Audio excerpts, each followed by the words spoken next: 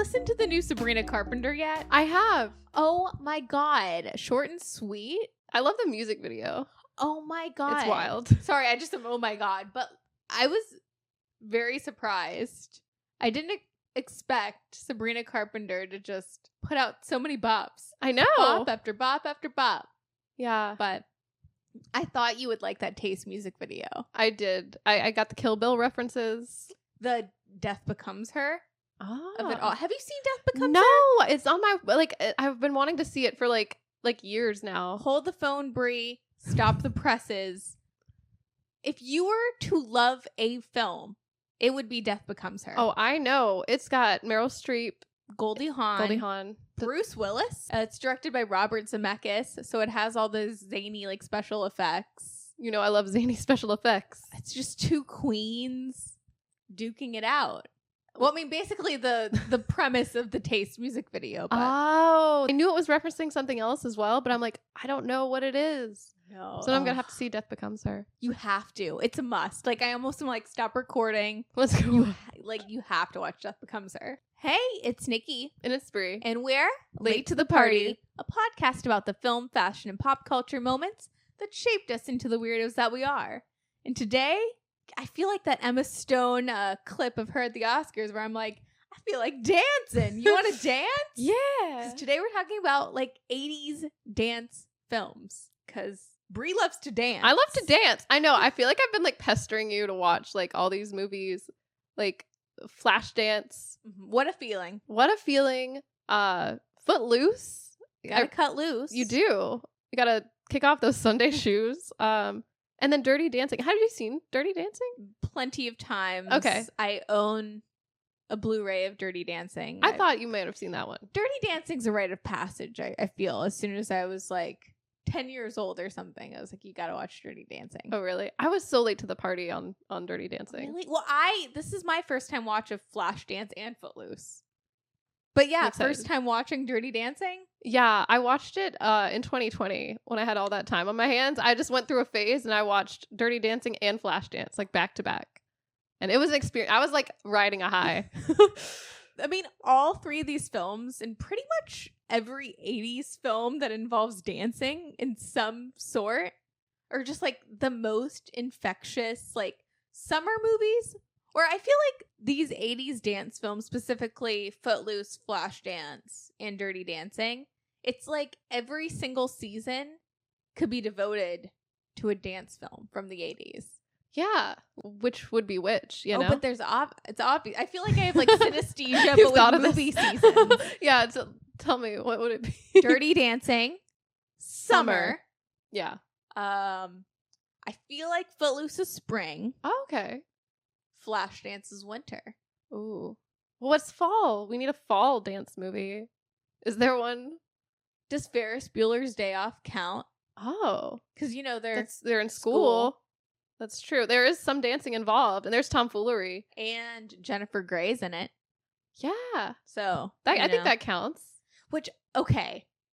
I did not realize right before Dirty Dancing was released, you know how Matthew Broderick, we don't talk about as a society enough how he, like, killed people? Wait, well, killed people? Oh, wait. Was it like in a car accident? Yeah. Right? Yeah.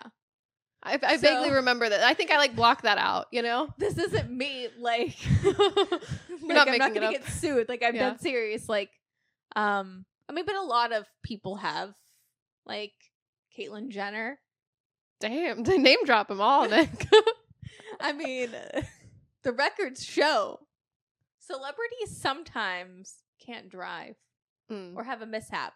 But it was actually kind of sad because Jennifer Grey said that she really couldn't enjoy the Dirty Dancing like success because a few months before her and Matthew Broderick got into that car accident. Oh, where she the was in two that people were too? killed. Yep, she was with Matthew Broderick.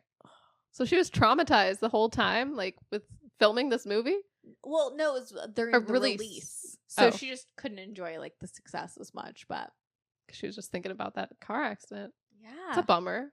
They should have just banned dancing and music, you know, after that. They were like, no. I'm sure Matthew Broderick was blasting something loud and sinful. I don't even, you know, it's so crazy. I don't think of Matthew Broderick as like a person that might have like cool taste. Like to me, he's like strictly a jazz man. Yeah, I'm like, what would he listen to? Show like nothing tunes. cool. Yeah. But Matthew Broderick in the 80s kind of seems A cool. little cool, yeah. Or like, you know, like Brat Pack adjacent.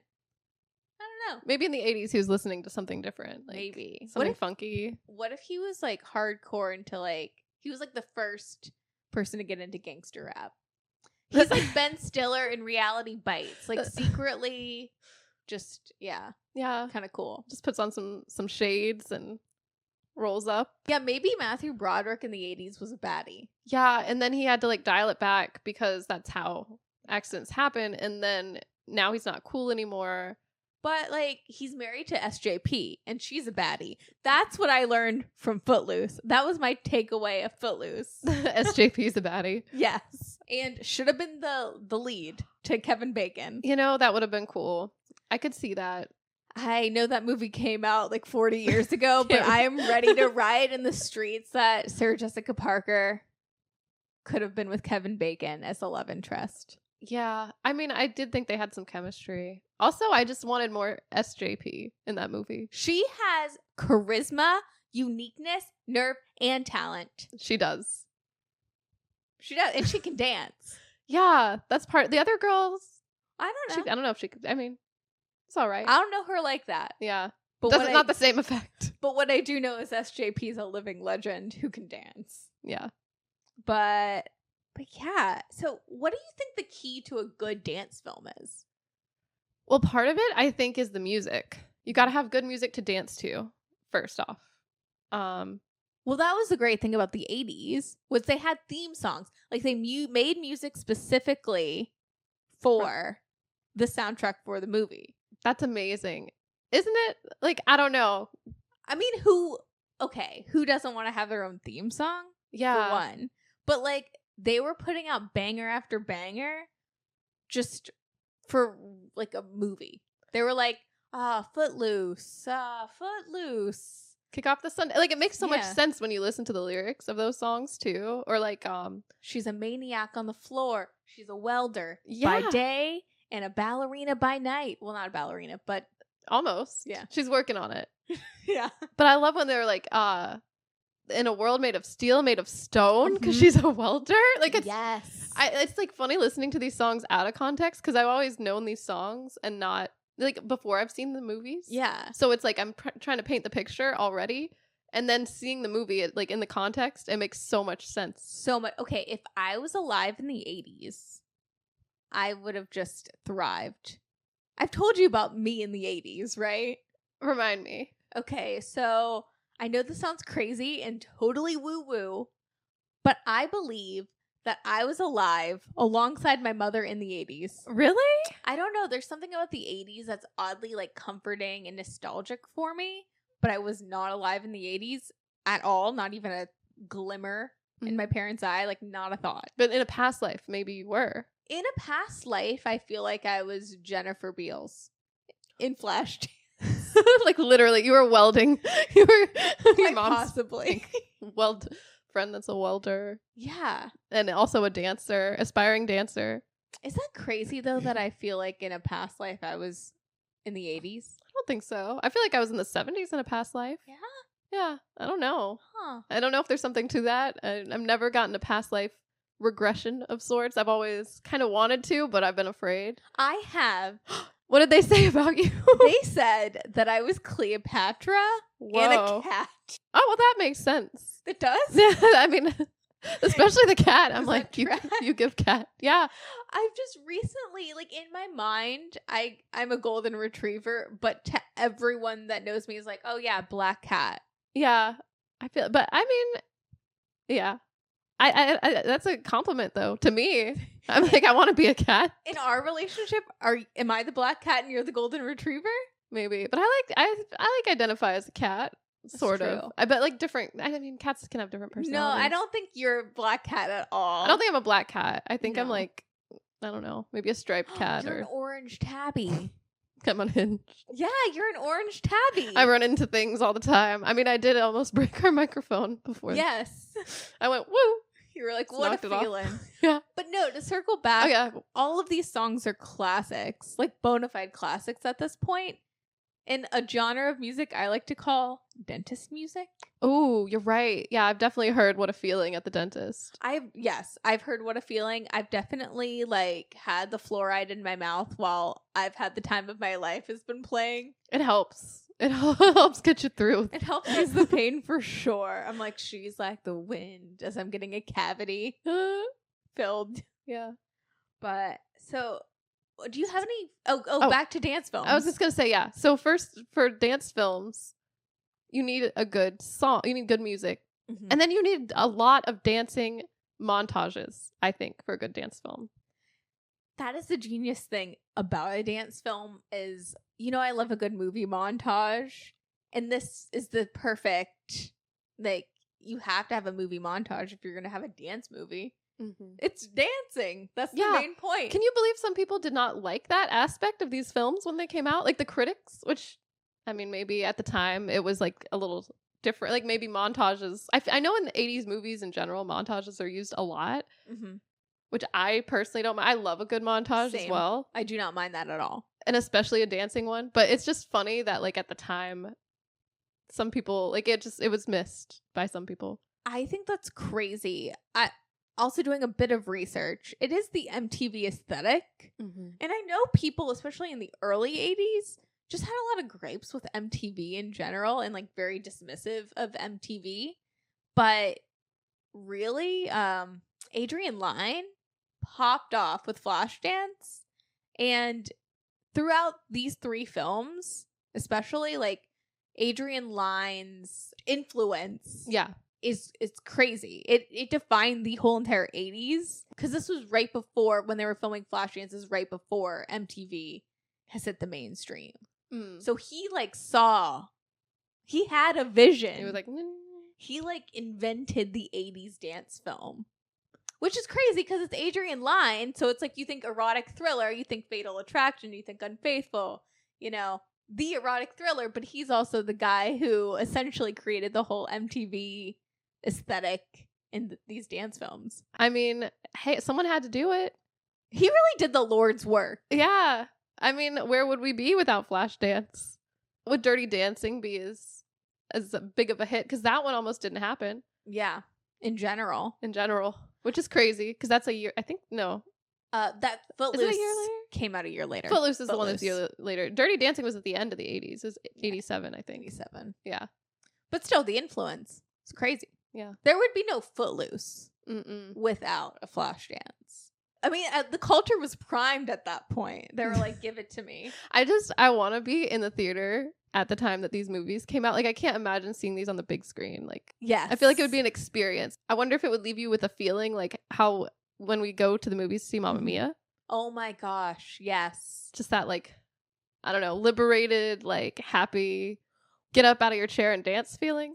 It must. It must. I mean, for me, all dance films, all musicals in general have that feeling. It's just pure joy. Yeah. Yeah. Do you have any favorite dance films? I do love Flashdance. I'm trying to think, like, other than the ones that we have already mentioned, I don't even know what else would count, I mean, judge me all you want. I say the 3 High School Musicals are really up there. There is a lot of choreography in those. Kenny Ortega, again with the Dirty Dancing of it all. He did the choreography for all the High School Musicals. Oh, he did. Yeah. Wow. Legend. Yeah. No, I would say High School Musical. That makes sense. I would say High School Musical does also have like a lot of that same energy of the 80s. Like when you put your whole body and soul into the dance and the song. That's the Kenny Ortega of it all. Dang. Yeah. Or like, I love Chicago. Chicago's a good one. West Side Story. I've never seen West Side Story. I've only seen like Cher dressing up as all the parts in that clip.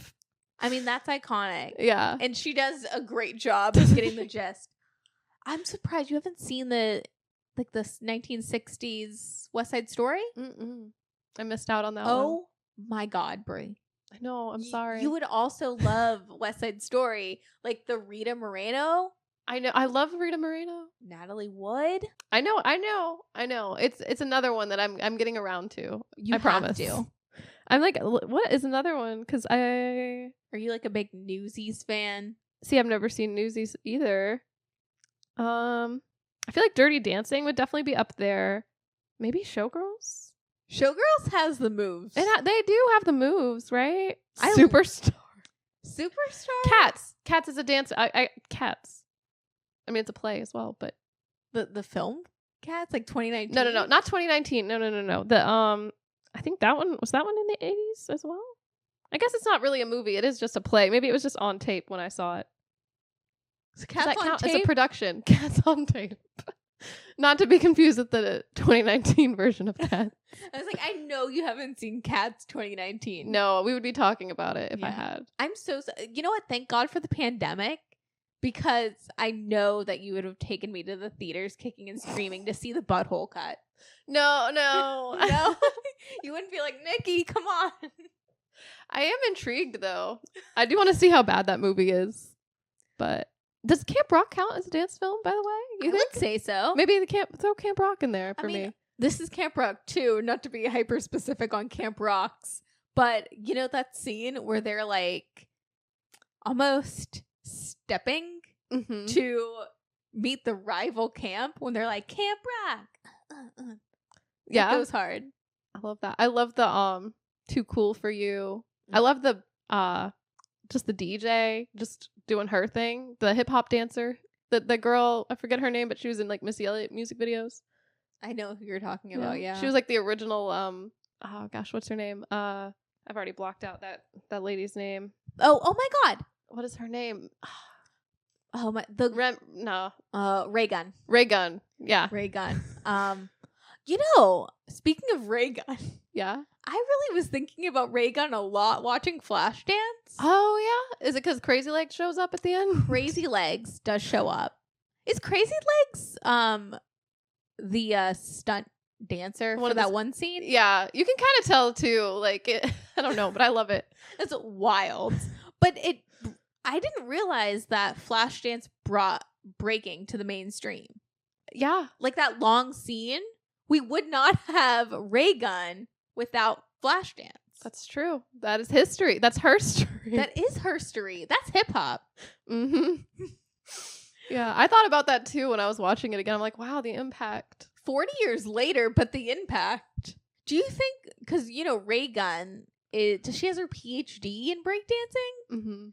So did she have to watch Flashdance? I would think so. I mean, I think everyone has to watch Flashdance. But like, I think if you're a dancer, I wonder if you just have to watch Flashdance, because in that movie, like, Alex, she's like studying like all kinds of dance, any kind of influence. Like, I love how she even picks up like on the street, like the traffic director and stuff, like, you know, so like maybe it's in like the books as like something to study. Maybe. I don't know. What do they teach when you get your degree in breaking? I know that you're going to have to spend, you know, how many hours physically dancing. Yeah. But when you are cracking open the books and in like a lecture, what are you studying? And does it include Flashdance? That doesn't include Flashdance? No, but does it? You know, like when you're in like a college course. Yeah. When you're getting your degree, sometimes I pop on films. You have to write a big paper on it. Oh yeah. What else? What would be in there? Step it up to the streets. Maybe. Yeah, but you would think something. I wonder if there's something from the 70s or something else from the 80s. Like, we're breaking. I'm sure there's like documentaries that they would have to watch. Now that I'm thinking about it. Does Paris is Burning count as like a dance film? I've never seen Paris is Burning, actually. Another film I think you'd really love. I think I would too. This is just from what I heard. Recommendations. I love it. You gotta watch Death Becomes Her. You gotta watch West Side Story. And you gotta watch Cats 2019. And you gotta watch the film we just said. What was it? Paris is Burning. Paris is Burning. Yeah. Yeah. The one I forget is the most like influential. The most influential, because I said Cats. Film. I'm sorry. It's okay. My mind veered off. It took a detour. Same. Well, you want to just get into Flashdance? Sure. Yeah, let's get into Flashdance. So Flashdance stars Jennifer Beals as Alex Owens, and she's a welder by day and a dancer by night, and she dreams of being a ballerina who happens to fall in love with the man that is essentially her boss. Yeah. At the welding factory. Yeah. The steel Company? mill? The steel mill. Yes, I should have listened to What a Feeling a little more. Brie, I couldn't get down a summary of Flashdance, but I will say over the course of the past 2 weeks, I've watched Flashdance 3 times. Really? Yes. I knew you would love Flashdance. I know something about it. At night, I will put that on and just basically watch the intro scene with What a Feeling while she's just like driving to her job. Can I say something bold and brave? Yeah. I could do without the romance in Flashdance. I just want montages of Alex dancing and going after her dreams. Agreed. The only iconic thing about the romance is when she goes on the date and she wears that fabulous, like, what is that? Like is the that tuxedo? Yeah, it's like a, I think it's part of her Flashdance look later that she wears later or something. But yeah, when she takes the jacket off, it's just like it almost looks like a bib of just that's what a dickie is, right? Yeah. Of like a tuxedo. Yeah. I love it. I love Alex in general. Like, just her whole personality. Well, I know you. Tell me about your journey with Flashdance, because I know this is one of your faves. Yeah. Well, like, I watched it for the first time during the pandemic, and it just, like, I don't know, awakened something in me. My passion, I think, you know? Like, oh, what a feeling. But I love it. I think it's, like, a great story, you know, of just, like, overcoming obstacles and your own, like, self-doubt, because like Alex does kind of doubt herself or like her circumstances a bit, but then she like pushes through and in the end succeeds. So I just love that. I love when she's like unhinged and when she's like yelling at oh gosh, what's his name? She smashes the windows. When she smashes the windows, it's iconic.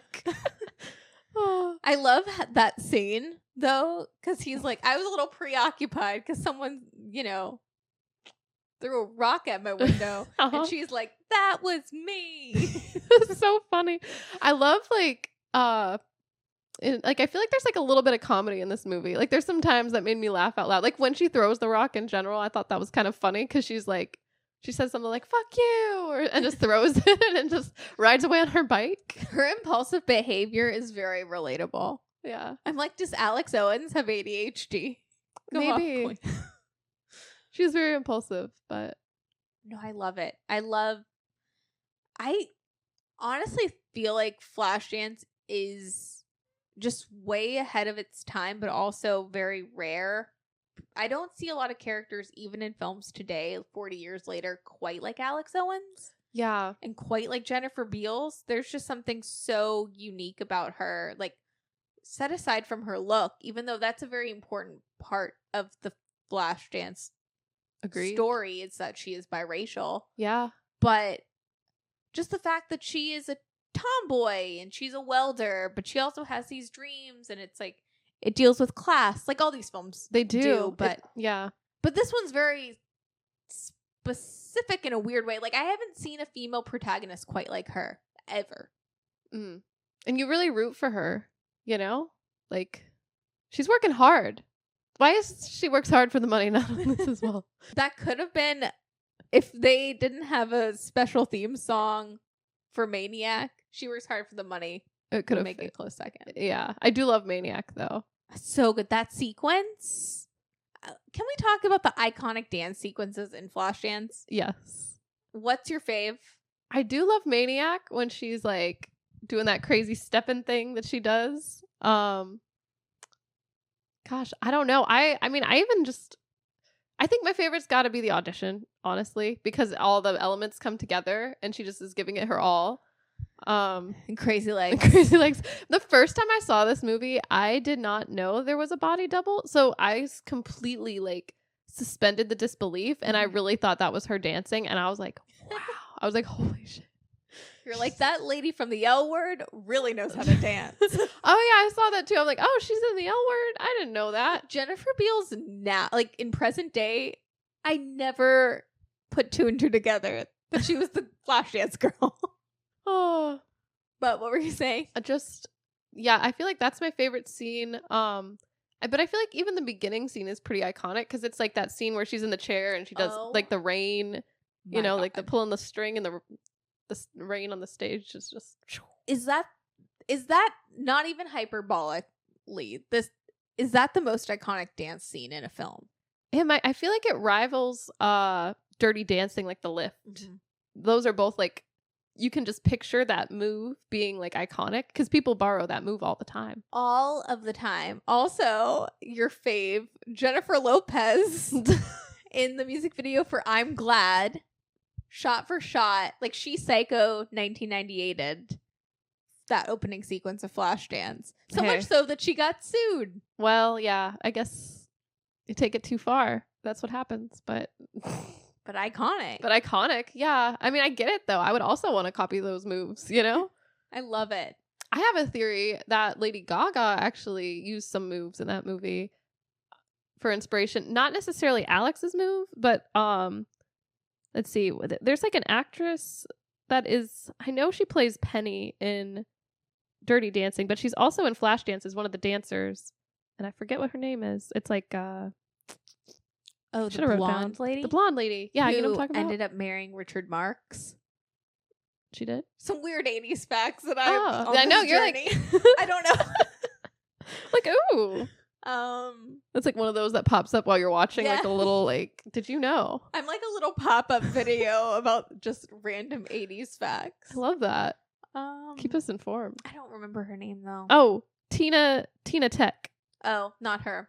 But anyway, like her routine. She's not married. Sorry, pop up again. Different lady, not married to Richard Marx. Oh, you're talking about Jeannie, maybe. Yeah. Okay. The blonde, her friend. Who has the abortion.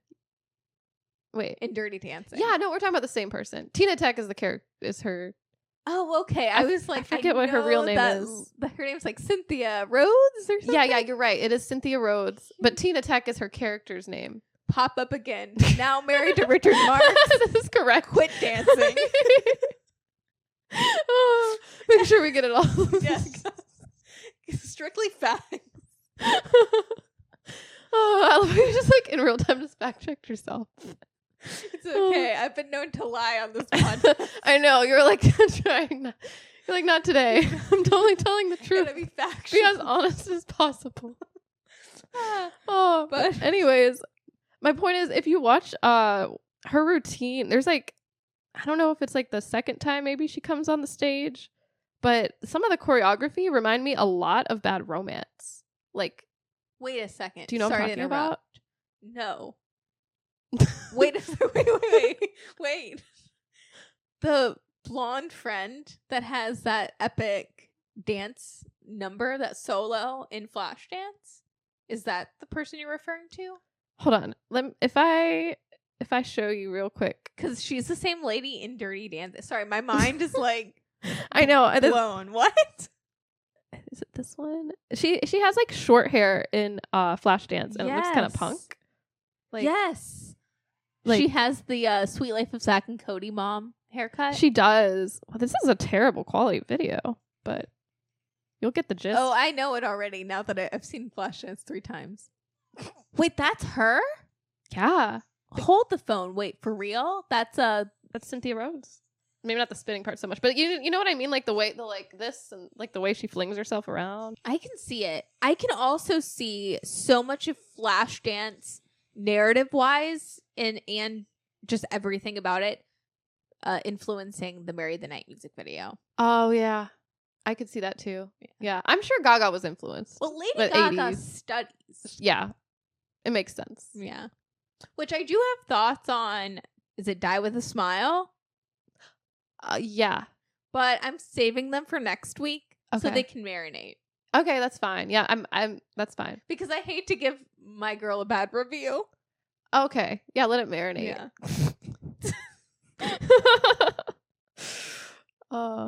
But what were we talking about? Flashdance? Like, well, do you have any favorite dance sequences in Flashdance? I mean, sorry, my mind is still on Cynthia. I know. She's in both. It's crazy. I mean, Anyway. I watched them before and never put that together until I did the research. So That's insane. and I was like, why is she not in Footloose? Missed opportunity. It is. Well, Footloose is a little bit of a different film. Yeah, it is. There's a lot of high schoolers as well. Yeah, a lot of Kevin Bacon. Cynthia Rhodes should have been in Footloose. I would take Cynthia Rhodes in every dance film, to be honest. I think she just needs to be. I would have She's loved talented. to see like a 50-year-old Cynthia Rhodes and step up to the streets. Oh. Or like You've Got Served. Yes. I feel like I know I'm saying this as a joke, but I do feel like she would slay. She would serve for sure. I don't doubt it. Yeah, I don't either. I think she should have gone to the Olympics for breaking. I think she would have gotten farther than Reagan. Poor Reagan. I feel so No. bad for her. I honestly don't think that she had her best routine out there. And I don't think she felt the music enough. Like she was probably thinking and sticking to her routine. And she should have just picked up the tempo in the second round and really gave it her all. Like I think she was holding back. You know? There is something, I agree. I do think there is something interesting that happens when you try to intellectualize like dance or art.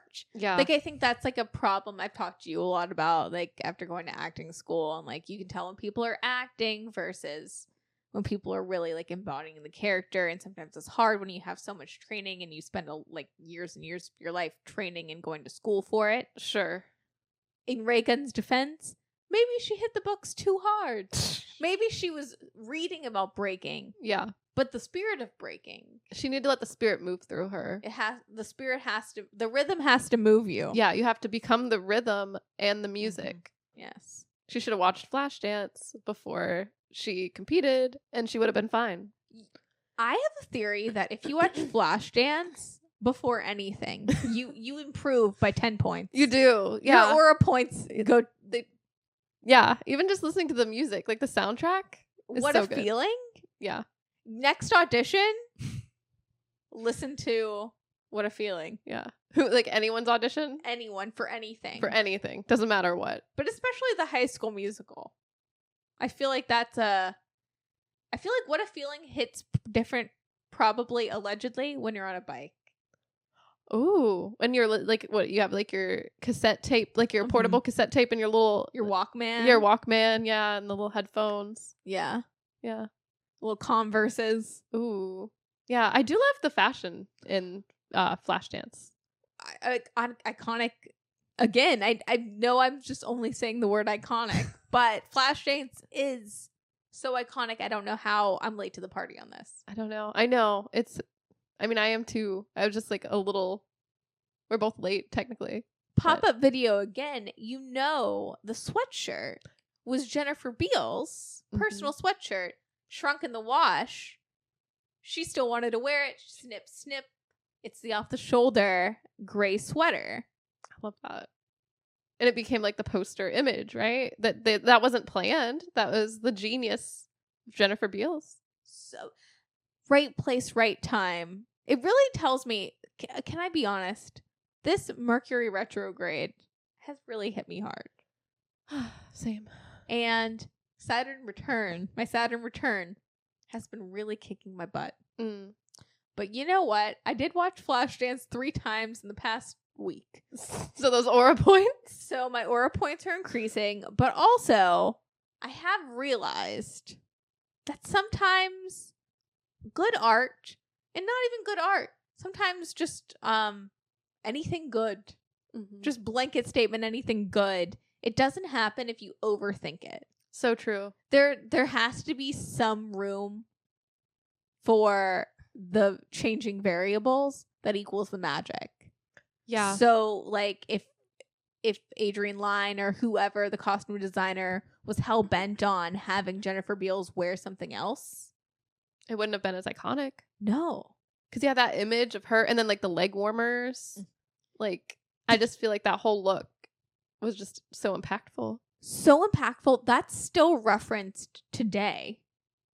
I feel like every 3 years, the Flashdance style in general, like that ballet core, Yeah. like leg warmers. Did Flashdance invent ballet core?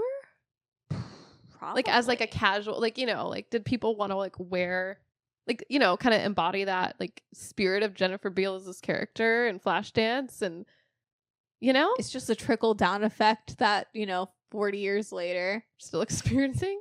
I think so. It's probably one of those films, fashion wise, that it's like in the books, I feel like textbooks, level.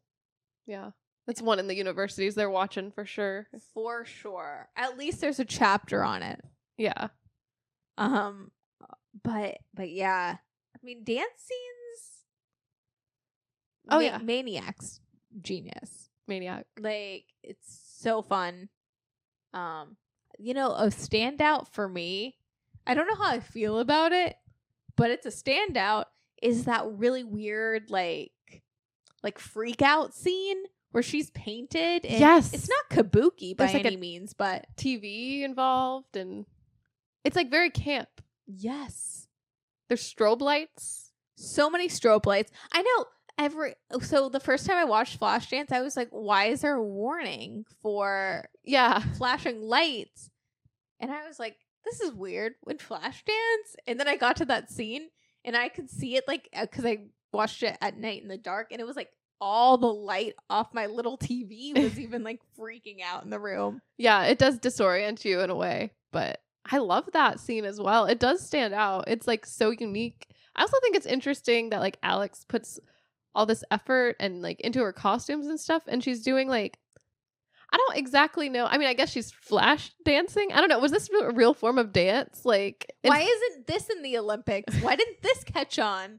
Right? Why aren't we all flash dancing? Why what not? Were you gonna say? Oh, just like, it's like the dance is sort of sexy. Like it's like she's kind of doing it for the male gaze, but not really, because she's still doing it for her. Like she dances for the money, but it's not the same as like stripping. You know what I mean? Like there's like, it's like an interesting like category of dance that I don't know where to put it exactly. And also the club that she dances isn't like a proper club. It says like it's like a bar, and then people also do like stand up or whatever. Like it's, you know what I'm saying? Like it's not super seedy. It's just kind of like a dive bar maybe, and it's wild. It's cabaret. I guess when I looked it up, it said cabaret, but it's not like cabaret how I would, like what my mind would go to when I think cabaret. It's like, because her not costume, Liza Minnelli. It's not Liza Minnelli. She's not like turning on the lamps, and neither are the other girls that they show. They're just doing these like kind of creative, like fun dances. And even when like Alex is being like sexy or whatever, it's not like super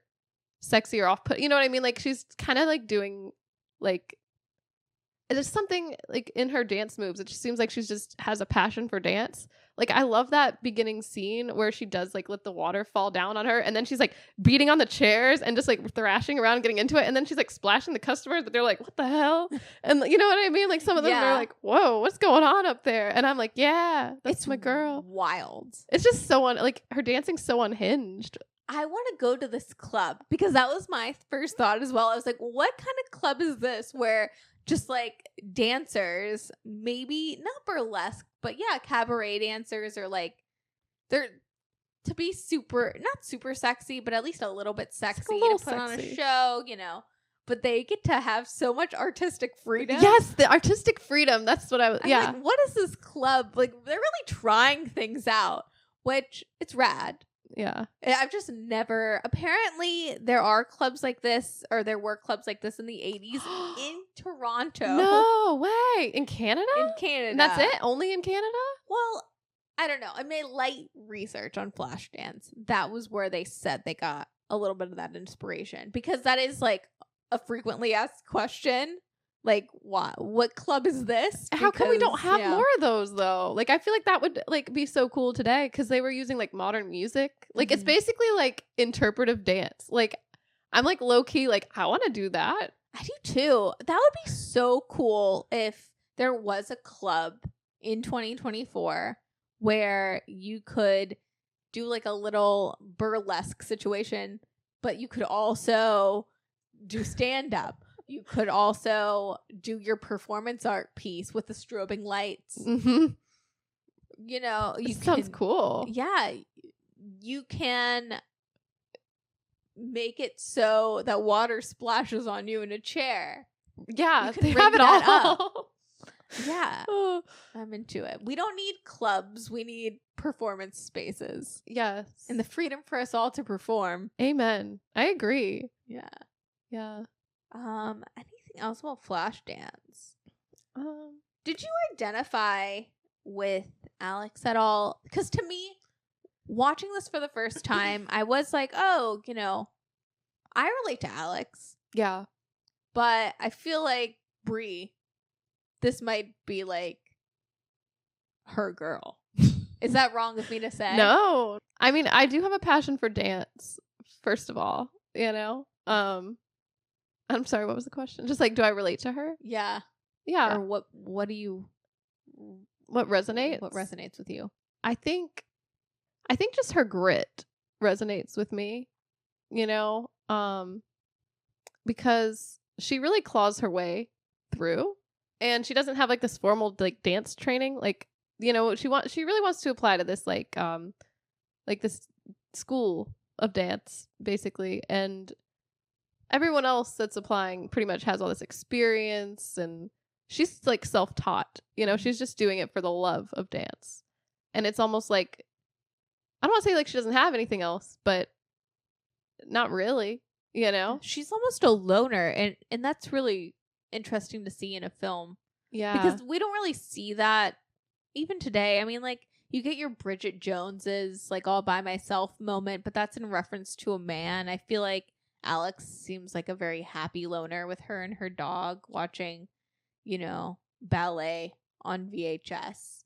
But her love of that, like, it's not about her being a loner, but she uses dance to connect with others. I love in that. a beautiful way. I love her just being a little klutzy as well. Like when she's like in just her first off, I can't say first off with everything. Second off, third off. Your 10th point, first of all. I feel like, yeah, every point I'm like, first off. Anyway, like I can't count. Everything's a first point and a last. First of all. But I just want to say, like, I love her apartment. Like, it's a converted warehouse. Like, I just love the space she's created for herself. That's like, she has like a ballet bar in like the middle of the place. She's got all her plants in one end of her house. Like she's got her dog, and she seems very like secure in herself, and she's just like doing her own thing. And then she's like, she takes her bike everywhere, and I just love that she's like, I don't know, she's probably the only female welder at this plant, but she's like, whatever, I do this. And a small detail I noticed when she applies for this, I forget what the school is called that she applies for, somewhere in Pennsylvania, but her father was a welder. Like, it asked the occupation of your father and if he had any schooling, like things like that, like little details. I like paused on that. I'm like, oh, I wonder. And it said he was a welder, so I wonder if that's how she got into welding, But interesting. Yeah. That's a lot to fill out for a dance school. I know. Yeah. They want to know things. They want to know where, but I guess it's like they make it come off like it's like the Harvard School of Dance of sort. You know what I mean? It's like who and you can tell it's like maybe more upper class, Yeah. And that makes so much sense. Yeah. I wonder if she could have got like something like that Hannah lady, her mentor, like if she could have gotten some type of reference from her. Like, I wonder if she would have had any affiliation, but I don't know. They never dig into that. And we have to get that love story. Yeah, we need the love story. Which, okay, can we talk about the love story real quick? Yeah. So I feel like this time around watching, I think it's like a little bit creepy. Only because like, well, he's her boss. Mm-hmm. And he also follows her around. Those power dynamics are very sus. Yeah, I just think like, it's a little much because he like, it's almost like he wears her down. You know what I mean? So like, I'm not sure how to feel. I wonder if like she's it doesn't seem like a romantic relationship except for, obvious scenes that make it seem like a romantic relationship. But in other ways, it's almost like they're like a mentor, like he's her mentor or like her father. Yeah. It's a weird, it's a little too much of an age gap for my taste, but I believe it because the rest of the film's so great. I'm like, oh yeah. You have to have like people to get together and yeah, something has. I mean, even if it's the boss at the steel mill, Yeah. like also watches her dance in the evening, and Also get it, girl, because he helps her get in. Ultimately. that's true. Ultimately, I do like him for that. You know, Yeah. he was trying to help. He sees she's got something. Flashdance, like Adrian Lyne is so ahead of his time in like the most random ways. Like, do you think this paved the way for like not sugar daddies, but sugar daddy adjacent endeavors? You know what I mean? Like we know a lot of girls who, you know, they don't have a sugar daddy per se, but they know an older man that sometimes helps them out. Huh. I see what you're saying. Yeah. I don't know what that is if not a sugar daddy, but I know what you mean. Like not an official sugar daddy, but close. Yeah. Yeah. Like a granulated sugar daddy. Which Which I like. Yeah. Like I'm like, get it, girl. Yeah. I mean, maybe she is just using him, you know? I don't know. Maybe not though. She seems a little unhinged. Maybe they just match each other's freak. Maybe. Yeah, because he's like, he doesn't seem too bothered when she's unhinged. He's like, okay. Yeah. Whatever. Maybe you just have to find someone that matches your freak or will put up with your freak. Yeah. That's the moral of the story. I mean, who knows? Maybe he also, we don't know his story. We don't. We really don't. We don't get much info on him at all. Just that he's just always lurking. Always lurking. But with good intentions. Yeah. You know? Willing to help. He follows her home. But it's to make sure she's safe. I'm just like, I don't know. It's just so interesting. But she also has her like guard dog. Like, I love that when she like refuses his ride as well. Like, where she like almost gets assaulted outside of the bar, her and her friend, like that. There's like this weird like bully he's like an 80s, like a typical like, I don't know, like a villain of the story. Yeah. He's got like that crazy like skunk looking hair. I completely forgot about him. Yeah, too. I don't even know his name, but he like owns like that I don't know. I guess it's like a strip club of sorts, some type of club. Yeah. I don't know. He's really skeezy, but what was my point? Oh, the boss dude kind of saves her from that situation, offers her a ride home, and she's like, "No, I'm good," and then turns around and like rides off on her bike, and I just think that's so funny. It's all about the push and pull. Yeah, But she just cracks me up. I love Alex. So, speaking of heroines or heroes of a film, what are your thoughts on Kevin Bacon in Footloose? Okay. I feel like I need to get this out of the way. First off, my new favorite phrase. First off, I do not find him very attractive. So that part, like, to me is a little hard to believe when everyone in this, they're like, oh my God, the new guy, what a hottie. I'm like, really? No offense, but my fiance tried to watch Footloose with me the other night. He was like, oh, Kevin Bacon's supposed to be the hunkiest dude in this town. I don't believe that. And he got up and walked away. He just walked away.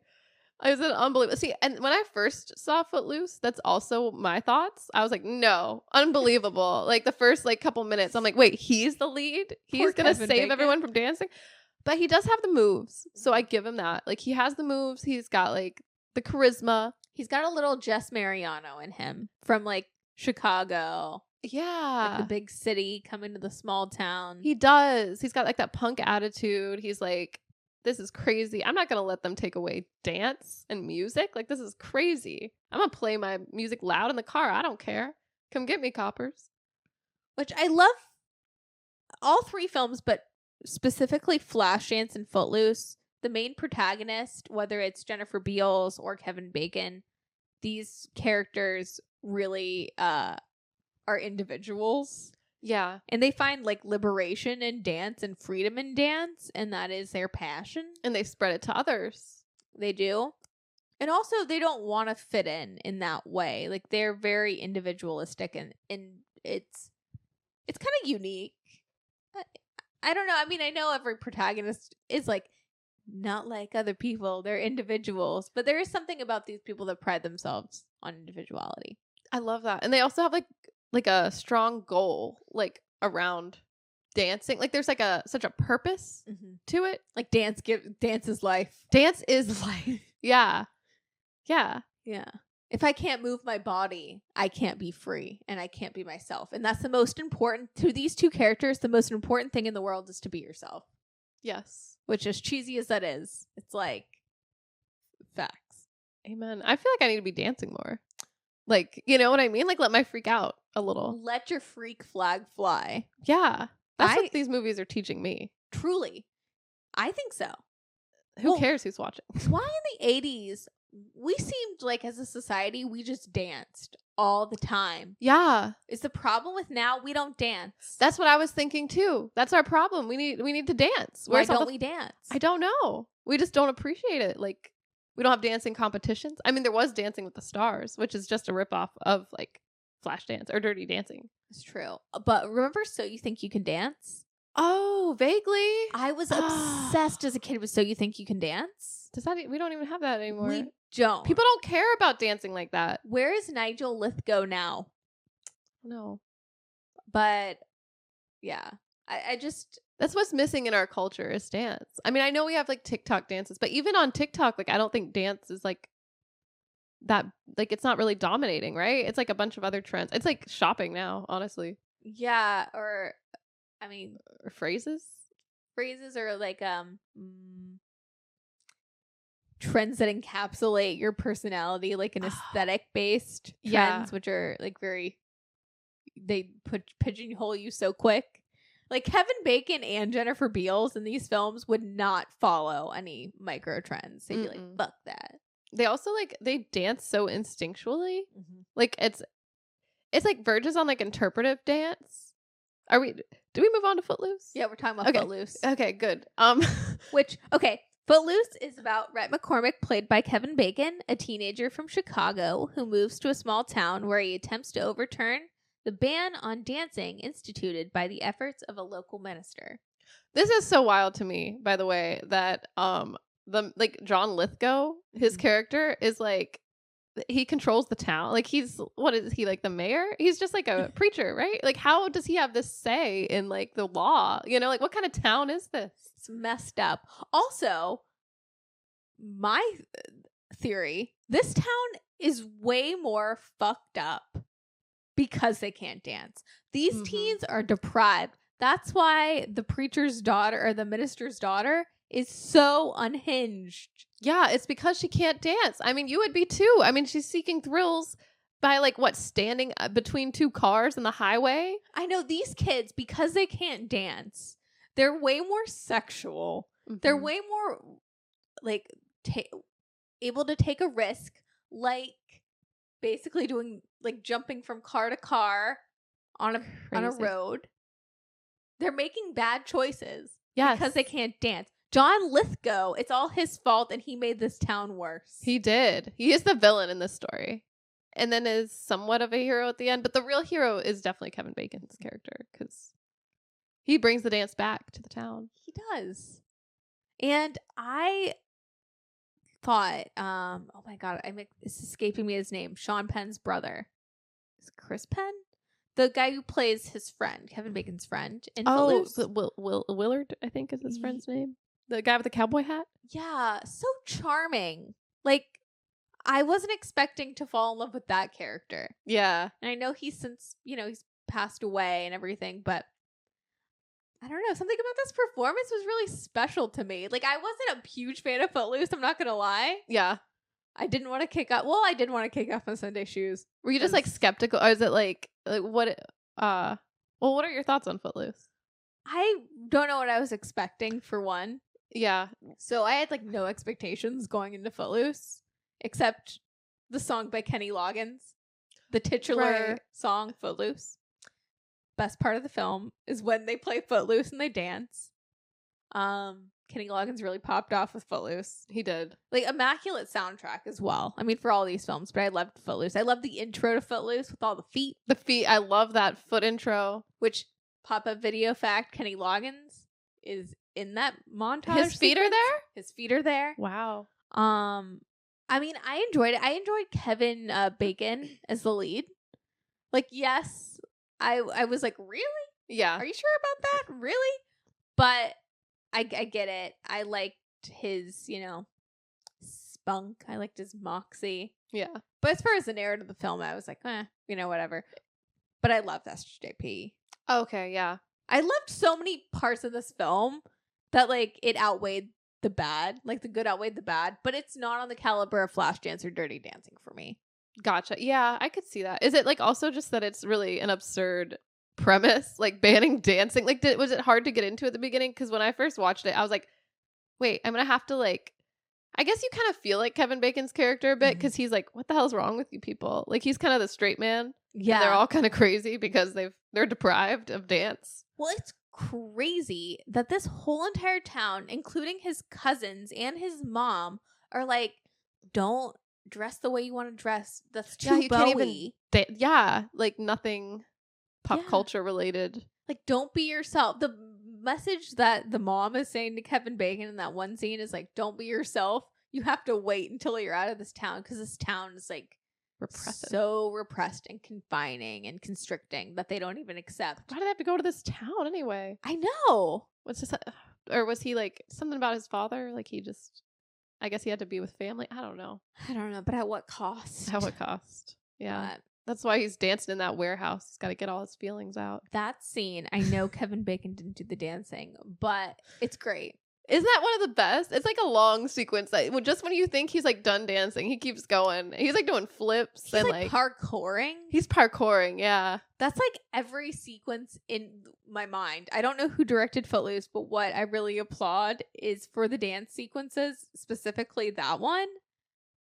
It's totally, when you're a kid and you're envisioning dance routines, or at least I did. Yeah. Where I was like, oh yeah, I'm like looking at the road. I'm on a road trip with my family. And I'm like, parkour out the window onto, singing in the rain onto a lamppost. Mm-hmm. Did you do that, or was that just me? Yeah, Dancing no. in the cars, like I'm in La La Land. Definitely. No, I still mentally, I mean, even today, hey, like I've been, watching these movies and listening to the music. I was in such a good mood that like at work, I was just like cleaning up at the end of the day, like doing some funky dance moves. I almost parkoured, but.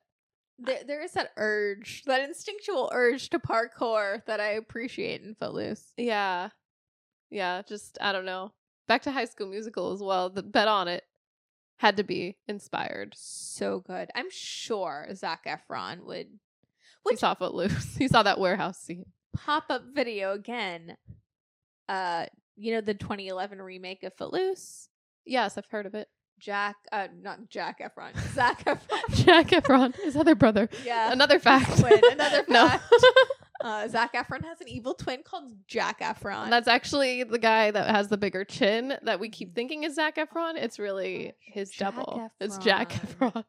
But yeah, he was in talks for this role, but dropped out because he didn't want to do another musical and be known as the musical guy. Musical man. Why not? Missed opportunity, I say. And speaking of musicals, to just circle back to that, Hairspray.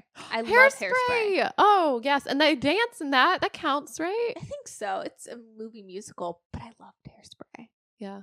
I don't know. Zac Efron could have killed it. I haven't seen the remake of Footloose. I hear it's quite good. I watched part of like the intro because I was like looking up clips just to like, refresh. And I thought it was a clip from the 84 version and it was from the 2011. And I was like, oh, and like, so the intro, they do the same thing with the feet, but it's a little more, it's at a modern party and there's like maybe a kegger in the background or something, but it's like, it has a similar spirit in the beginning, which gives me some hope, but I wonder how they're going to make it more modern. And I wonder if dancing's still banned because I don't know if you could do that again. You know what I mean? Or I wonder. How are they going to cut loose? Like, what is the premise? I don't know. I didn't look that far into it, to be honest, because I'm like, there's no way it's going to be as good. I hear it's better.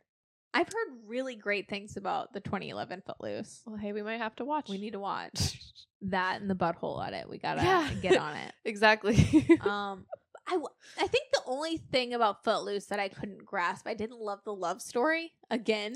Oh, okay. And I really do think SJP would have been a better romantic She's pairing. So cute. Also, Kevin Bacon in that, like, I don't know if you've seen on a TikTok lately, there's like, are they good looking or do they look good together? Oh. And no offense to Kevin Bacon, no shade, But that lady's way, like, she's like a different level hot to Kevin Bacon, where it like doesn't quite. I know what you mean. Yeah. I can suspend disbelief for the parkouring, but then them as a couple, I'm like, Yeah. No, I agree. I don't quite get it either, but But when Footloose plays, like the song, woo, I want to dance. I know. Yeah. That's all that matters. I wanted a love story between Kevin Bacon and Chris Penn, the friend. The friend Willard? Yes. Yeah. Oh my God, Ren and Willard. Like they end up being gay or yeah, or like something, because you know how they have that montage yeah, where they're teaching the Willard how to dance. I love that. Let's hear it for the boy. So good. So good. That's my favorite scene in the whole film is Let's Hear It for the Boys. Yeah. It's iconic. Why is that scene so iconic? I don't know. That scene, it's funny, makes the whole movie for me. It just has so much heart, and that song is great. I don't know. What is it, Brie? I think, well, it's just because it's so innocent. Like, he's trying to teach him how to dance. Like, he doesn't even know how to, like, catch the beat. Like, he's, like, trying to teach him how to snap. And then I love when they're, like, when he's doing, like, they're sitting on the bleachers and they're doing, like, the footwork together. Like, it's really cute. Oh my God, I just want Kevin Bacon to teach me how to dance. Yeah, I want him to teach me advanced moves though. Like the Yeah? parkour and like swinging from things and like flipping and like sliding down like a car or something. I don't know, just I want to go straight to the advanced Gotcha. stuff. I'm like, I don't want like the hear it for the boy. I don't want it to just be like twirled around. I want like You want the real meat and potatoes? yeah. Though I guess I have to start somewhere because I don't I think I can instinctually dance a bit, but I don't know a lot. Like footwork is very difficult for me. Like line dancing. No, I can't line dance. Some of what they were doing looked a little line dancey, and I'm like, we've gone to line dancing and been kicked off the floor. yeah, I don't know if it's like the pacing of it. Like it's like a slow. Like I'd rather do like Irish step or something. Like Well, Irish step too, not to like make it sound like it's easy because it's not. No. But you lift up your feet a little bit more. Like Yeah. line dancing. it's hard to feel the beat. Like, is there even a beat? Like, what? How do you just like? Maybe it's the music that goes with it too. Is like kind of slow and makes me yawn. No offense. Well, do you like country music? No. Well, there you have it, folks. Yeah, I mean, unless it's Shania Twain or like Faith Hill or like Miley Cyrus. Or so like very selective, like so female singers. Not really. Yeah, I guess more pop, like a little pop country moment. So yeah, what did you think of to circle back to Sabrina Carpenter Taste? Oh, the song in general. I liked it. It was cute. Yeah. Very Shania Twain. Yeah. Mixed with you know that song, when I think about you, I touch myself. Yeah. No, I enjoyed it. I liked the lyrics a lot, you know? I'm like, any song about murder, I'm here for. Huh. But that's very like country pop. Maybe you could line dance to that. Yeah. See, I can, if it's more poppy, it just, I don't think straight up country, I can't just dance to it. Yeah. I just can't. I would have to agree. Yeah. Like Sorry. Garth Brooks does nothing for me. Mm-mm. Now, if we were line dancing and they were like, let's play some Cowboy Carter, put Yeah. some Sabrina Carpenter on. Yeah, then you would have me. I'd be like, okay, yeah, let's do this. Yeah. I'll give it my all. I think too, like there's something way easier. Like footwork is very hard. There's something way easier about moving your hips to the music. Yeah. Like I could dirty dance before I could line dance. Yeah. Dirty dancing is very instinctual. It's a lot of hip. So much hip. Too much hip. I'd be like Baby when she carries the watermelon. I'd be like, ugh. Oh. But I think I get the hang of it because it is very animalistic. Yeah. Well, do you want to talk about dirty dancing? Or is there any other thoughts on Footloose before we just, you know? Censorship is bad. Oh, yeah. They do talk about that in this movie. It's so interesting. Yeah. Touches on a lot of things. It really does. I think nowadays we need a Footloose plot more than ever. Like, should there be a remake of the remake? Possibly. Because censorship is something that's on our minds today. Yeah. And self-expression. I feel like we've lost a lot of self-expression. I've been like thinking about that a lot lately. And like I've realized for me, I've like brain rotted so much that I'm like Nikki to myself. I'm like, Nikki, you gotta touch grass. Yeah. And Same. you gotta like just be yourself, but not like be yourself TM. Yeah. Because there's a lot of thoughts now, at least on the internet, of like you can curate your personal style or your personal like your self-expression in that way, which yes, totally. Mm-hmm. But in order to do that, you have to go out and experience things and accumulate them yourself. You can't just like inwardly accumulate them. Yeah, like to know sense. who you are. Yeah, to know who you are, you can't censor yourself. You can't live in the Footloose town of your mind. Yeah. Literally and physically. Yeah, sometimes we do put ourselves in that. Sometimes we're like, we have that inner John Lithgow in there. Just yes. Oh. Yes, I don't. And then there's like Kevin Bacon. It's like the two sides, you know? I 100% agree. I don't know if I wrote that down, but I had that thought last night watching Footloose. Yeah. I was like, oh. But yeah, that was my final thoughts on Footloose. What are your Footloose thoughts? I love Footloose. It is such a great comedy, I think. I don't know. I just crack up when I watch it because it is kind of an absurd story, but it's so fun and the dancing is so much fun. And I just like how quirky like some of the characters are and the dialogue. Like I love the scene when I think it's like one of the first times he's meeting and hanging out with Willard, when Ren's hanging out with Willard and they're in the car and he's like, hey, have you heard like men at work? Like, do you like, he's like, what men? Where do they work? And he's like, what? Okay. He's like, well, what about the police?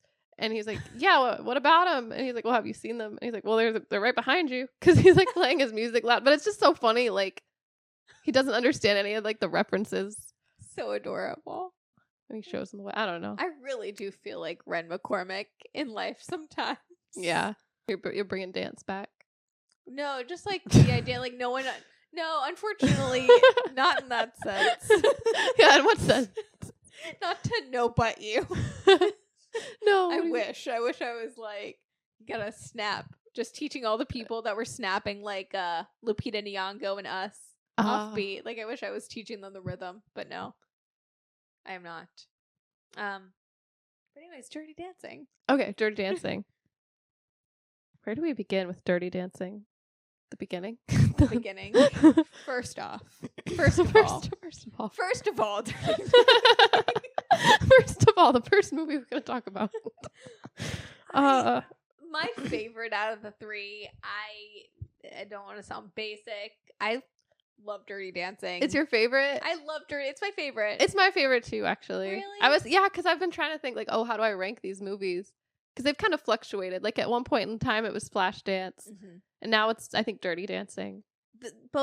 I think Footloose is my least favorite out of the three, but only because Dirty Dancing and Flashdance are two of the greatest dance films of all time. Yeah, cannot be denied. And also the most referenced, the most parodied, the most, impactful, influential films of an entire decade.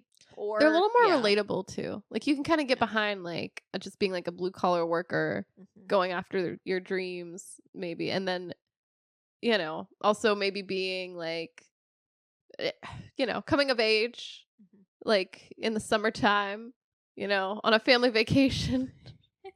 But then saving a town from dance. They're like a band dancing like that's like not quite as relatable, so that could be part of it. Maybe. I also like takeaways. This is the first time I watched, because I've seen Dirty Dancing so many times, many times, but this is the first time I really took away that this is gonna sound silly because I know this is like the point, but like Baby really does grow up in this summer. She does. Summer of 63. Oh, what a night. I know this is December, but yeah. 63 was a big year apparently. But there's something about Baby growing up and learning so much about life. Yeah. From these connections that she's made.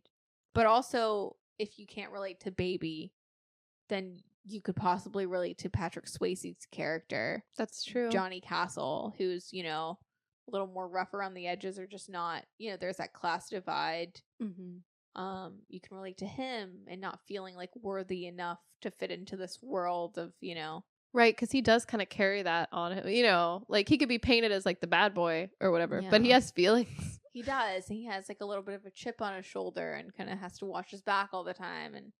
And you could, even if you're older, you could relate to the dad. Yeah. Just that like loving your daughter, but not but having this weird moral responsibility, but also protectiveness. Like there's so many people in Dirty Dancing, like so many characters where you could be like, oh, okay, I can see myself. Yeah. Which is really cool. I agree. Flashdance is the same. It's just through Jennifer Beals, Alex Owens. Yeah.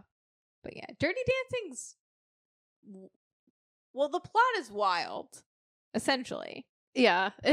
Yeah, go. Oh, no, it is a little bit. Like, just how she gets involved in Dirty Dancing, or just the fact that they are Dirty Dancing in general, or... Well, the subplot that it's about an illegal abortion. Oh, yeah. I know. I always forget that when I go into this movie. I'm like, I'm going to watch Dirty Dancing. Woo! And then I'm like, oh, wow. They tackle this? What a movie that's ahead of its time. Mainstream films don't tackle, like...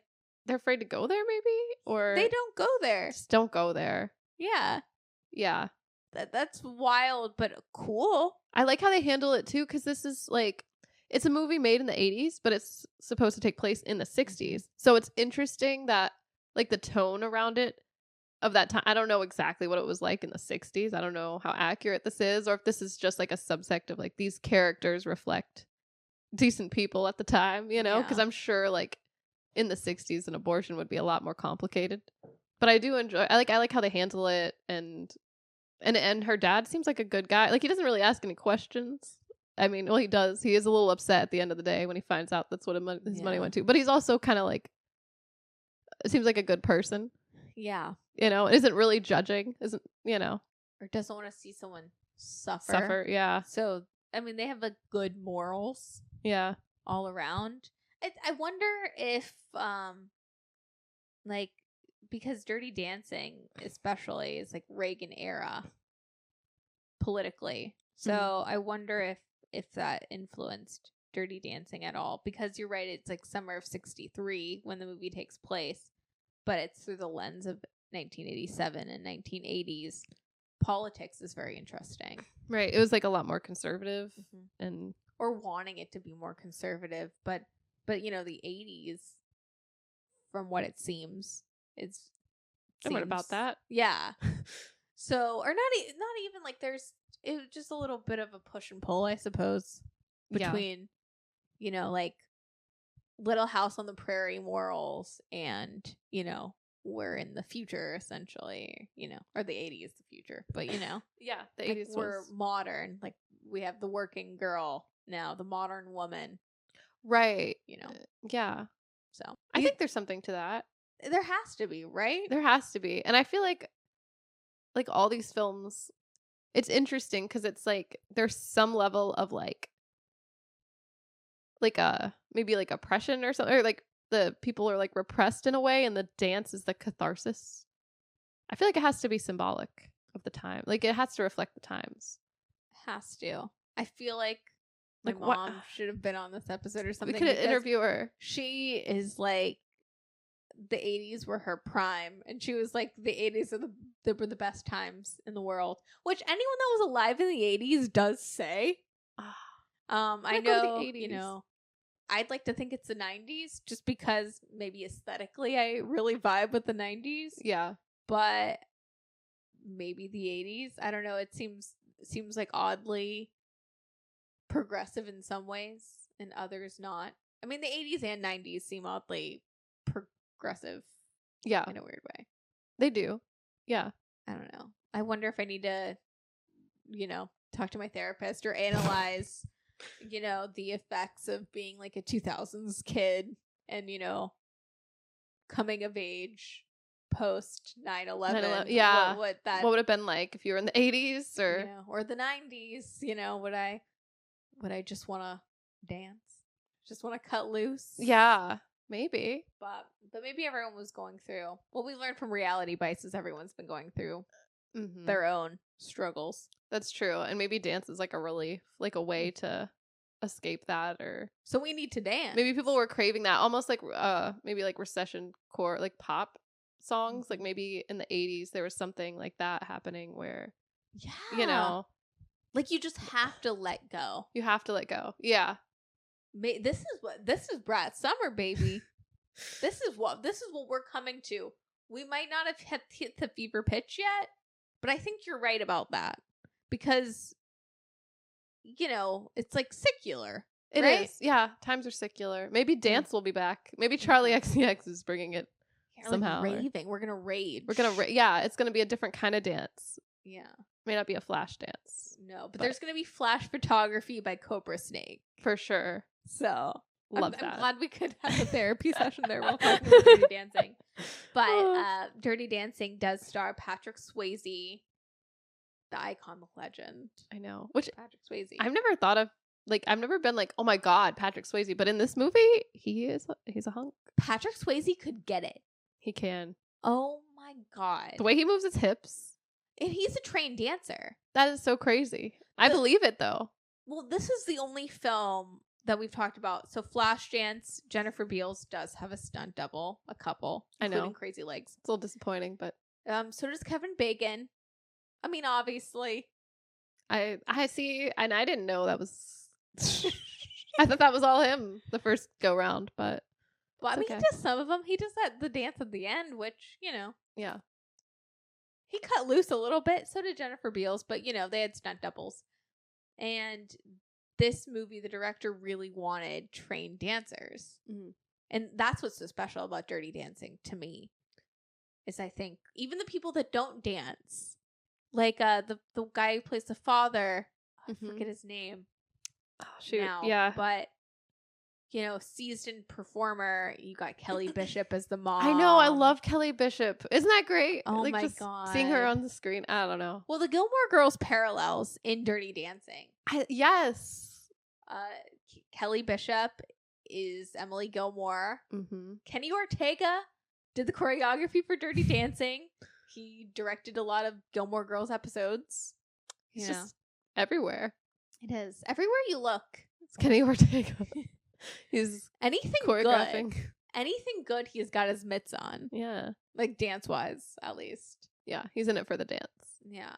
But no, I think it does add something that Patrick Swayze was a trained dancer. Yeah. Did he also have to train Jennifer Grey? I don't know. I know that she did have a dance background. But that's, you know about the Patrick Swayze Jennifer Grey lore, right? I know some about it. Like, I know that they were in a movie, is it Red Dawn? And they didn't get along. They hated each other. Jennifer Grey could not stand Patrick Swayze. I wonder why. Well, he allegedly pulled pranks a lot on Red Dawn. They just had like very opposite personalities, and Jennifer Grey did not want him to be cast as Johnny Castle. Almost kept him from getting the role. And, you know, he, you know, wrote her a note or like sent her a message, and, you know. But I think that really adds, their like dislike for each other really adds to their chemistry, because their chemistry is undeniable. Yes. But also the fact that like they left in takes where, especially that training sequence where, you know, they're trying to do the spin and trying to do the dance moves when he's teaching Baby how to dance. You can see him rolling his eyes and getting frustrated with Jennifer Grey, and when they finally get it, just that like tension. Yeah. That amplifies Dirty Dancing into another stratosphere, I think. Just their like insatiable chemistry, but also their pure annoyance with each other. Yes. No, I think it adds to the tension for sure. Because like you can feel it coming off the screen, but it's like exciting. You know? Yeah. Well, you know, they say the opposite of love's indifference. True. So yeah. They hated each other so much that it was like passion. Yeah. Man, I want to hate someone enough to have passion. like an enemies to lovers. Yeah, I know. I was going to say, that's like a trope, isn't it? Like, just, you hate someone so much and then you fall in love. Yeah. Or, sometimes it really just translates on screen or on stage. It's like, it's so funny that the people, that you think, because you're like so chummy with them, you think it would translate. Mm-hmm. And sometimes it doesn't. Sometimes. So that goes to You need show. some of that hate in there. Yeah. Just think, like, if Jennifer Grey got her way initially and someone else, Matthew Broderick, no offense to him. I could not picture him. He could not handle this role. Like, it would not be the same. It would have been more, I don't want to say it would have been a flop exactly, but I don't think it would have been a sensation. And I cannot picture him lifting her like that. No offense. With his spaghetti arms. Patrick Swayze has it all. He does. Oh my God. I mean, those guns. You know what I mean? Those shoulders.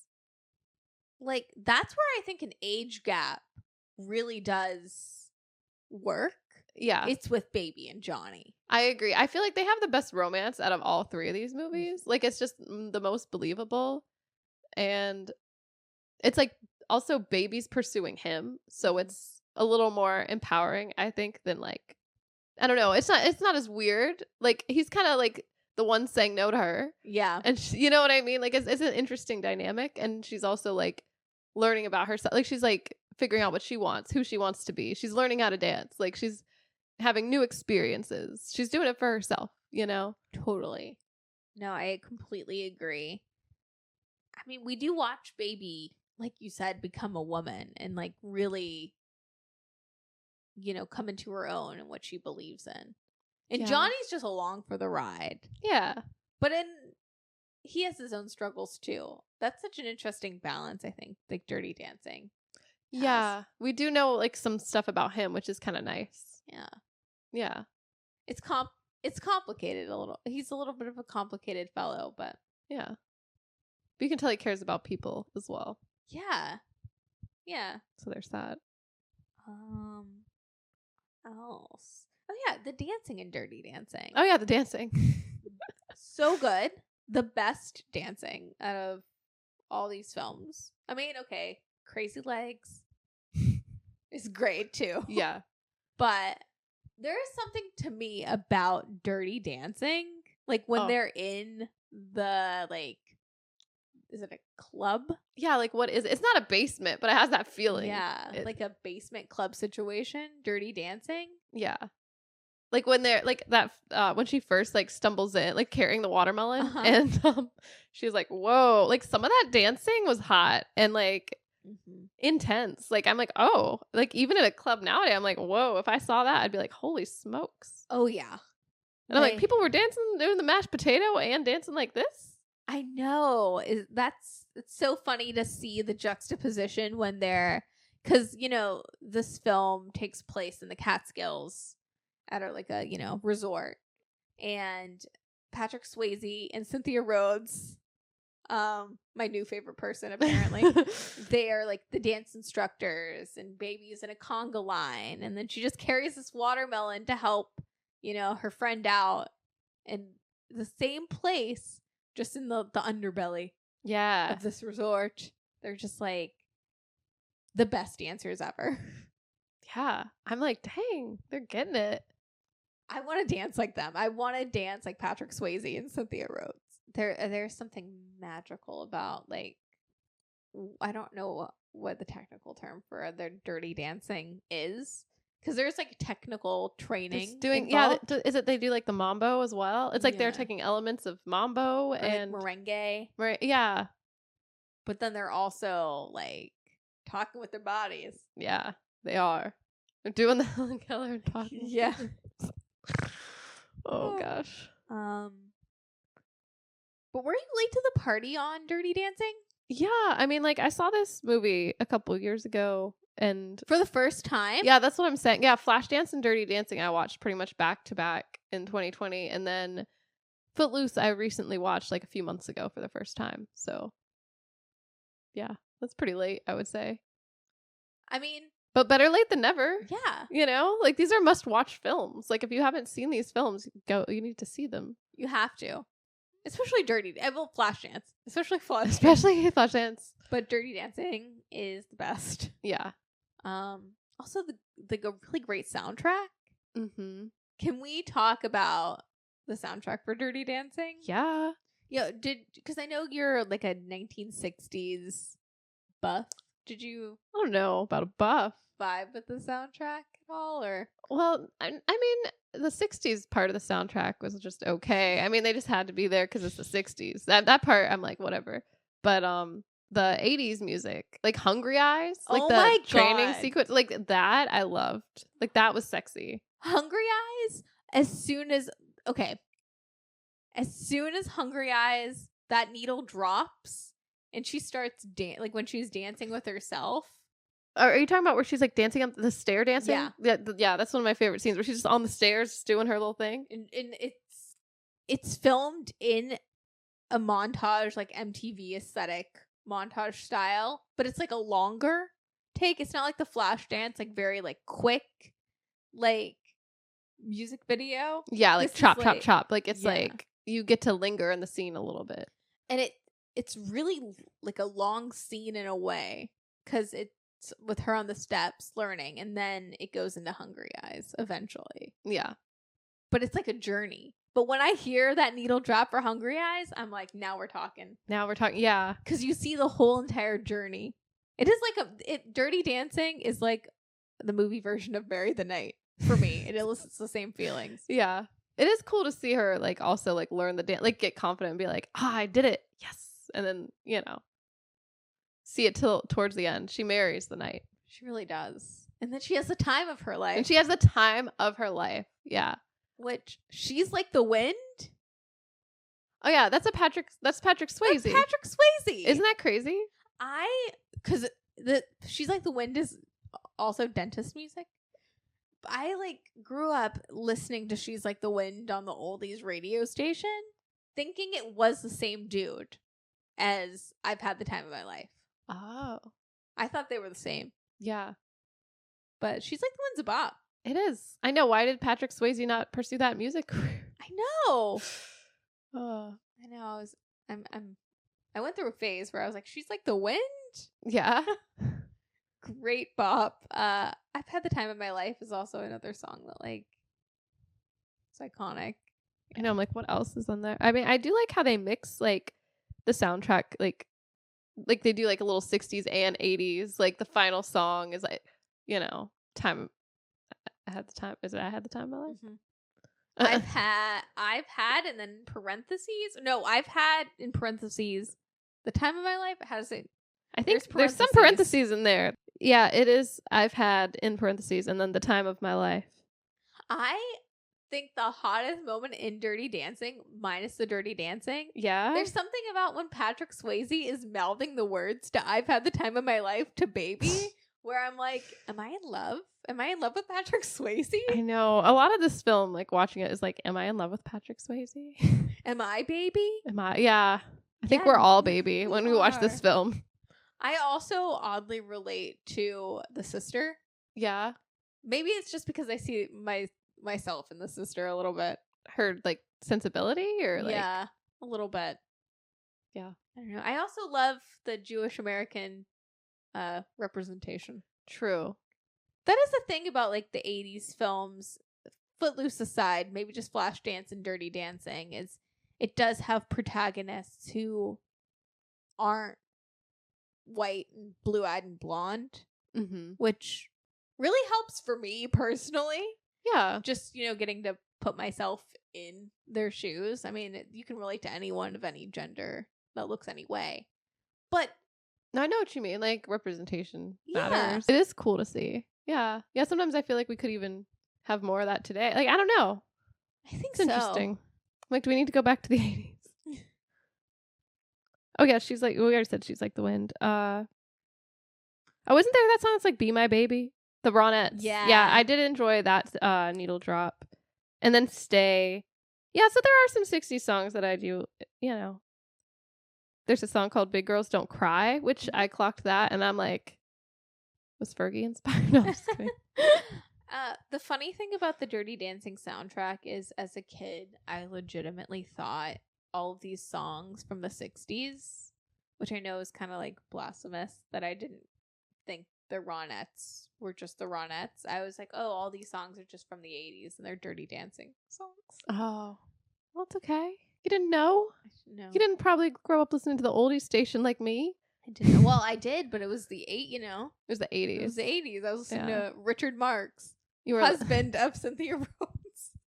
You were listening to like the WHRO, the 1240 WJOI. I think. Yes. Yeah, I was listening to a lot as a kid of Delilah After Dark. Oh yeah. Where she'd be like, here's your problem. Blah, blah, blah. You know she still is doing radio? You just have to look up. She never went anywhere. Yeah, I saw her on YouTube or somewhere. She was like, I never went anywhere, guys. I'm still here. You can find me on this. It's not maybe the same radio station. I don't know. But she's like, you guys stopped listening to me. So maybe it is this. I don't know. And that made me feel really bad. I'm like, oh, I'm the problem. Oh my gosh. I've abandoned Delilah. Like, how could, you're the life problem. got busy. It's you. This is a revelation of an episode for me personally. Yeah, she's alive and she's still doing the same thing. And her voice sounds the same and it's just as comforting. That's and so beautiful. It's great to know that she's out there. That almost like, I'm like getting verklempt. I'm like, she's still doing it. She is, yeah. I meant to tell you in person. I mean, this is person. We are in person, but you know what I mean. But yeah, no, I grew up listening to Delilah After Dark, and then they were like, and here's one from back in the day. Here's Richard Marx. Yeah. Sometimes she'd have anecdotes too. Mm-hmm. She'd be like, and sometimes you can't dance, but I hope you dance. Hit it. Hope you dance. And then she'd play I Hope You Dance. Yeah. Love it. I love Delilah. Legend. Does Delilah still play like the oldies, or does she do? It's like modern. I'm sure she does the oldies. I mean, I think maybe she'd do both. Whatever people. She also took requests. Remember? Oh yeah. Wow, Delilah didn't go anywhere? I don't think so. I don't know if she has her own. Let's see. Why on? You know how Spotify has that like DJ feature in like your morning commute playlist with like silly AI kind of cut in. Yeah. Why isn't it Delilah? Like, why doesn't Delilah have a partnership with Spotify? I don't know, but apparently she has a podcast and I think maybe a book club. I know. I know this is a lot, but yeah, she has her own website too. Like you can find her. Like she's out there. It says you can listen to her on a local station as well. It says this interactive map will help you find your local station. If there's not one in the area, you can, stream on the iHeartRadio. Oh, she has to deal with iHeartRadio. Yeah. Wow. But, I don't know if I want to see what Delilah actually looks like. I think it would just, like, lose the mystique. Yeah, I know. I felt that way, too. But then I was like, Oh, that's Delilah? That picture I can kind of see without my glasses? Yeah. That's fine. That suits kind of my how vision. I pictured her. Yeah. I know. I felt that way, too. I'm like, oh, my God, no, I'm not supposed to see her. And I'm not supposed to see the woman behind the curtain. I know. What is it? That, like, I'm radio like, I can't be a... Like, I can't know what Delilah looks like. She's so mystical. She's like a unicorn. It's the most comforting voice. Well, I don't know why we were talking about this, but I love We've Delilah. gotten off the rail. This is now the podcast about Delilah. Delilah. Oh. She'd probably play I've Had the Time of My Life. I'm sure she or would. Footloose. Yeah, all of them, I think. Yeah. What a feeling. But yeah, how would you rank the 80s dance films? I think Dirty Dancing's number 1. What do you like the most about Dirty Dancing? I want to hear your thoughts on it. I think the song is so good. Like I've had like it's such a feel good song, and like the lift. Like I think the whole journey, like Baby's journey, just speaks to me. Mm-hmm. I like how we get everything from her perspective. She sets the tone in the beginning, and we get. I love a good training montage as well. So even when she's like out in the woods, like I think the romance is so good, and practicing the lift is great. Practicing the lift, and then when they actually do the lift at the end, like it's just I don't know. It's like I don't know how to describe it. It's great. It's magic. It's like endorphins. It's endorphins. To see her nail the lift after the training sequence where she's in the lake trying to do the lift and just being nervous to do the lift even when she's performing, and then you know, at the end. Plus she really comes out of her shell. Like at the beginning she's like saying dumb things like, oh, I carried a watermelon, you know? Or like saying to the Cynthia Rhodes character, like she's like, oh, I forget what she says. Like it's like a very poor timing like thing where she was like, I think she said something like, oh yeah, I was like a foster child or something. She's like, oh, I wish I was you. And it was, you know, like something like that where it just like was like, I think she was trying to give her a compliment on her dancing, but it was like not the best time. Like, but it was like, you know, I'm like, that's relatable. Like being awkward. To Baby? Yeah. She seems like she didn't, you know, she needed to get out more. She needed that experience that summer to have the time of her life, I think, to come out of her shell. To learn things. Yeah. To touch the grass, to see the other side of the tracks. Yeah. For sure. Get some perspective. Yeah. Just grow. Learn how to dance. Be lifted up. I mean, I want someone to lift me like that. Oh, I love the lift. It's iconic for a reason. Yeah. It's so funny though that I'm like, my major takeaway was I relate to Ren. Is it Ren? Wait, Ren? Yeah. Yeah, I relate to Ren McCormick, aka Kevin Bacon the most. How? And you're like, baby. How do you wait, but you didn't say like in what way? Like, oh no, just his like desire to express himself. Yeah. And maybe to have that white savior complex over the town. Yeah. Do you feel like you need to save this town we're living in? Because sometimes it feels a little bleak out here. Yes. They didn't ban dancing, but it feels like they could, you know? I feel like there's been so many times we've edited out my feelings towards where we currently live. Yeah. Which could be done again. We're running out of time. I know. But basically, my dreams of going to the Outer Banks and living like the Netflix TV show, Outer Banks TM. Yeah. This place is a lot more like Footloose. It is. See, when I watched Footloose, I thought that too. There's like an undercurrent of Footloose here. I don't know how. I want to say a PSA because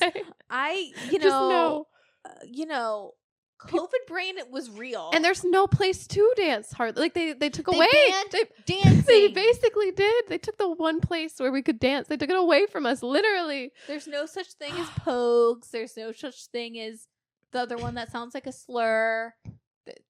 People aren't as hot as Chase Stokes, whatever his name is. Yeah. It's not fair, I tell you. It's not. And my COVID brain ruined me, and that's why I'm moving away. See, that's where Ren and I differ. I'm like, I can't save you people. I can't save this town. I'm moving on. I'm moving on to a better town. Yeah. Yeah, I'm moving out. Just like that song, Moving Out. Isn't that an 80s song, right? Yeah, Billy Joel. Yeah. Yeah. I'm moving out. Yeah. Anyway, I'm hitting the bricks. That's my origin story. I'm like, gotta cut loose. Oh, I love it. But yeah, do we have the same rankings? Do you think? Yeah, I think we do. Let's say it at the same time. Okay. Dirty Dancing, Flashdance, Footloose. Yeah. There. Cynthia Rhodes, MVP. Yeah. We need more SJP. Young So SJP. I would say we should play the 6 Degrees of Kevin Bacon with all of these films, or any one in these films, but that would be way too easy. There's only 1 degree between like anyone in these films from Kevin Bacon. There's only 1 degree. They're all so close. Probably, right? 1 degree away from Kevin Bacon. I'm sure. Isn't everything 6 degrees away? We're probably 6 degrees away from Kevin Bacon? Yeah. I wish I was closer. I wish I had those dance moves. You're like, what was that Kira Sedgwick's show for the longest time? What was she on? I don't know. You're gonna be an extra in that show. I could be. We're past. Yeah. I don't know. Are you going to be a Kevin Bacon fan? I think so. I mean, I do enjoy him in Footloose. Like, I think, he doesn't exactly do it for me, but when he dances, something takes over, and I'm like, yeah. He's charming. You do that dance. Yeah, he is charming. I believe it. I mean, it's so funny to research and read about these films and Footloose and the fact that the studios were like not sold on Kevin Bacon and the women had to the women had to convince him, like they had to do like tests and everyone was like, yeah, Kevin Bacon is a stud. But it's really funny that, that was the conclusion 40 years later and we're still like, But I believe it because he has charisma. Yeah, if you don't have the charisma, you need to have something. Like, if you don't have the looks. He has uniqueness. Nerve and talent. Yeah. He does. And he's kind of cute. I don't want to, disparage him. Yeah. Even now, Kevin Bacon looks good now. He does, yeah. I know. I feel like he looks kind of different back then. Like, not unrecognizable, but just like, he's kind of aged like a fine wine. He has. Yeah. Excuse me. Good for Kevin Bacon. Oh, I know. I'm like, I both love and hate him. And I'm like, I am him. Well, I've had the time of my life. And I owe it all to you. Thank you so much for listening, and we'll see you next week. Bye. Late to the Party is hosted by Nikki Jensen and Brie Piccone. Our podcast is produced by Grace Dunbar and edited by Brie. That's me. Thanks for listening. Make sure to rate and review us on Spotify and Apple Podcasts. We'll see you next week. Bye.